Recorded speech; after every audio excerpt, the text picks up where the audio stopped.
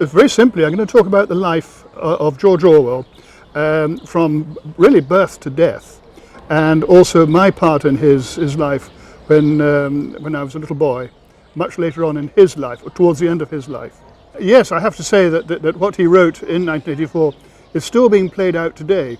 I think really to some extent, of course, that the point about his, 1984 is it's the abuse of power that he's talking about, and we must be aware of the abuse of power by others, such as governments, large organizations. I mean, this goes back to time immemorial, of course. Man has always tried to take over and rule people. Yeah.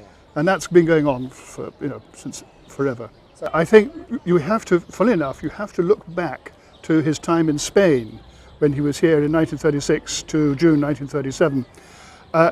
What he experienced in Spain was the genesis of everything that he wrote afterwards, especially anything political, like Animal Farm and 1984. Funny enough, I suspect that even before that, the seeds of this genesis goes back almost to Burma, when he experienced British imperialism in foreign countries. And I suspect that was the soil in which the seed of his hatred of totalitarianism took root when he was in Spain. Well, I suppose, first of all, of course, books like Animal Farm can be read at different levels, of course. Children, say, age 8, 9, 10, perhaps, would read it as a fairy story.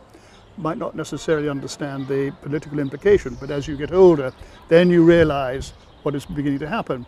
And so what he did with Animal Farm, he then reinforced with 1984.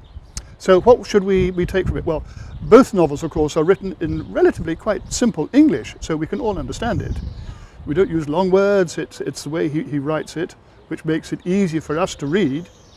But of course, obviously, the final message in 1984, of course, was that we must be aware of what is going on about us, and that must be reinforced and made quite clear to everybody as we grow older.